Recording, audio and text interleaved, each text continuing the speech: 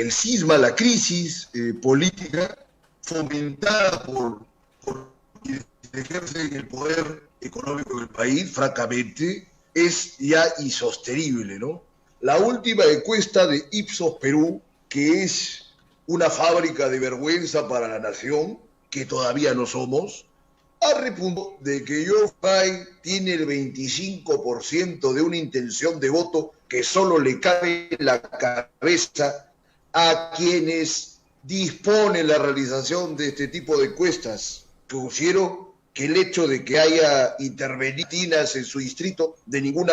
manera le otorgan el crédito para hacerse pasar por un Kennedy o por un político presidenciable por mérito propio. Considero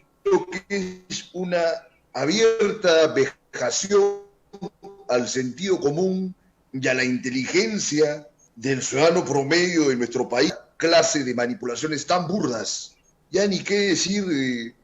del resto de los siguientes contendores en esta encuesta falaz: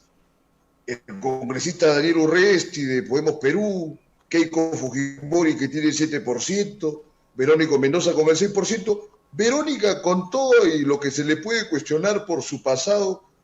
por lo menos tiene una plataforma más estructurada que todo el resto de los otros personajes. No digo que merezca un porcentaje mayor, pero sí hay una diferencia con los otros candidatos.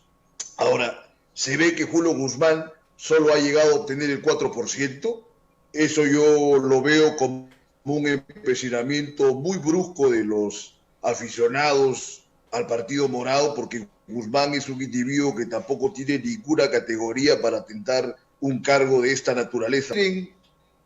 Que para ser presidente del país no solo se necesita tener un marketing personal muy bien confeccionado por un equipo de asesores, sino que se requiere ser genuino, tener talento, ser más inteligente que el promedio y tener una formación de estadistas. O sea, hay ya en este momento que se nos ha demostrado por los efectos nocivos que ha tenido la gestión del presidente Vizcarra, que no deben haber advenedizos ni chistosos en el medio político, que solamente tienen la posibilidad de tentar un cargo público porque hay quienes le financian esa participación, pero no tienen ningún mérito y por último no tienen ningún arrastre popular. Esto nos muestra, francamente, que el país no termina de hundirse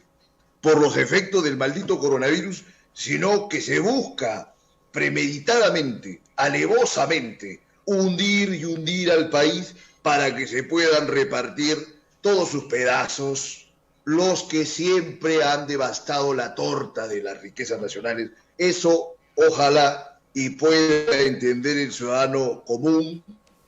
que debe cesar de una vez, porque en una próxima pandemia, que no duden que la habrá pronto, sin duda alguna, todos los que no han terminado de fallecer por el coronavirus se van a ir y va a ser una tragedia mucho más grande que la actual. Así que piensen sobre todo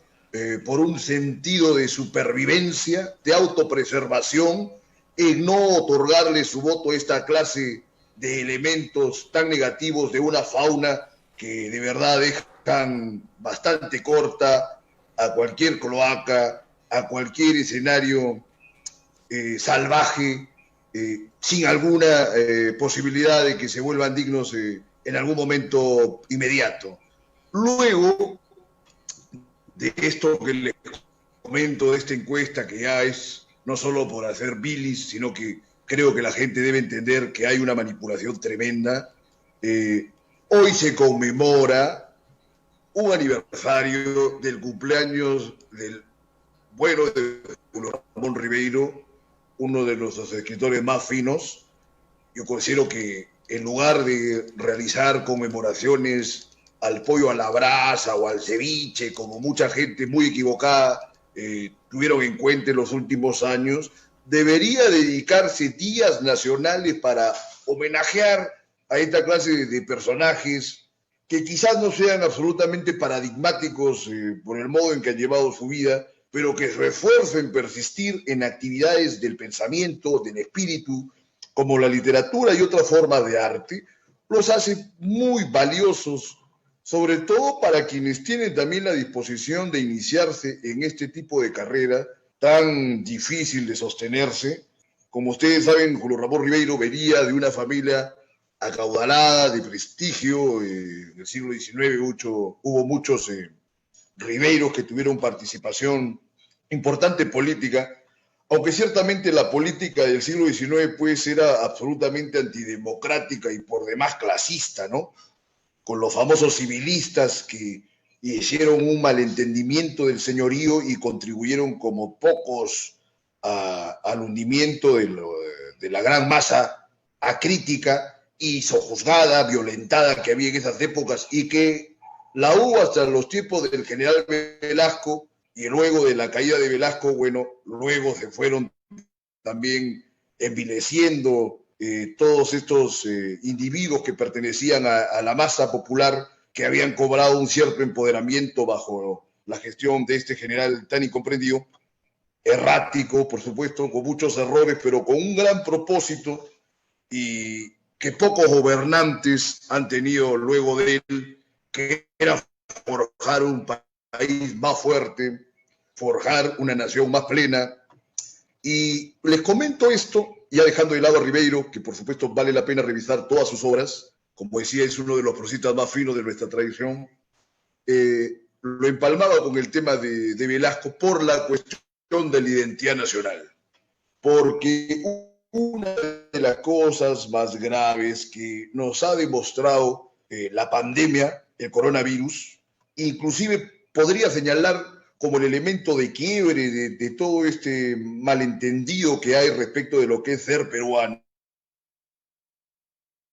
¿no? Se da a partir de esta hecatombe que se dio en la discoteca Thomas, que ya son en los que parece que la policía ha tenido una participación equívoca en el cumplimiento de sus procedimientos, es el odio que se expresó por cuenta de cuanto cibernauta tuvo a bien agarrar su teclado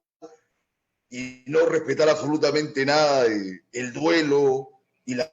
pérdida de estas víctimas de la discoteca Thomas, que por supuesto que fueron insensatas y por supuesto que pusieron al peligro a las personas que iban a tomar contacto con ellas, y se había vuelto un foco infeccioso tremendo esa discoteca en ese momento, pero que de ninguna forma puede justificar la virulencia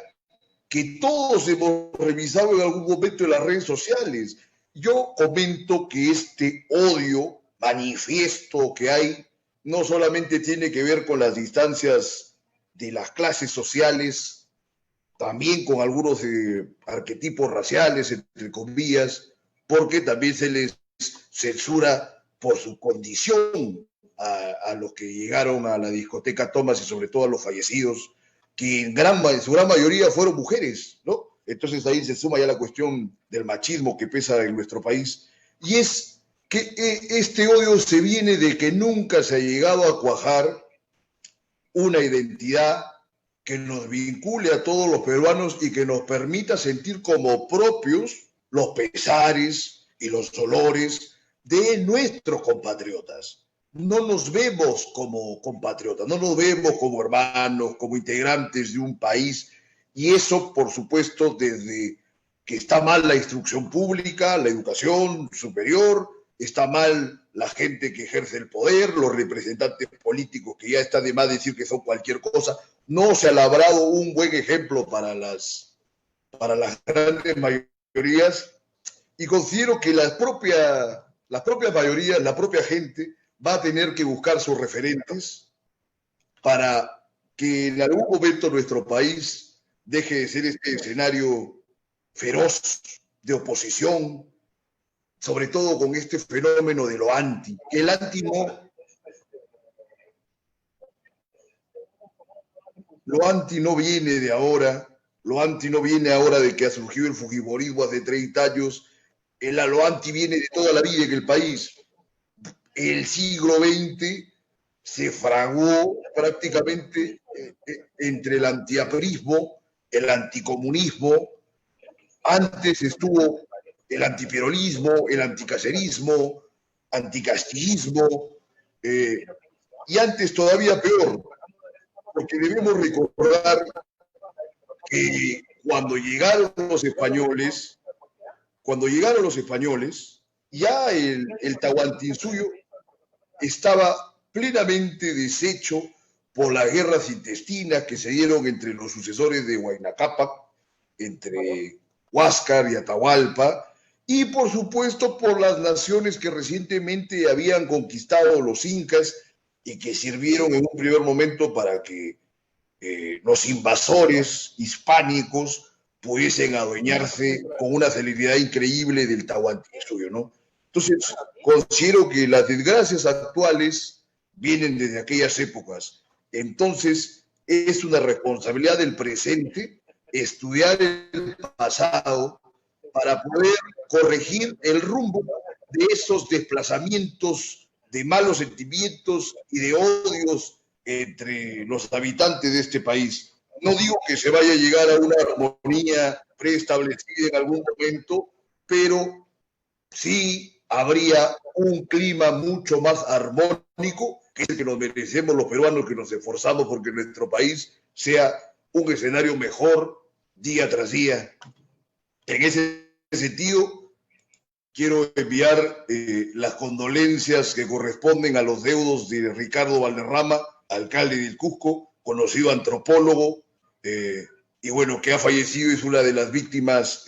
últimas que se han dado por el coronavirus. Así que enviamos nuestras condolencias ya no solo a sus familiares y amigos, sino considero que a toda la ciudad del Cusco y a todo el departamento del Cusco, pues fue un hombre que buscó siempre un engrandecimiento de esa tierra y es bueno reconocerlo. Con estas palabras doy por concluida la edición de este lunes de Libertad Bajo Palabra. Nos reuniremos el día jueves, como siempre, de 9 a 10 de la noche en Radio Miraflores Televisión.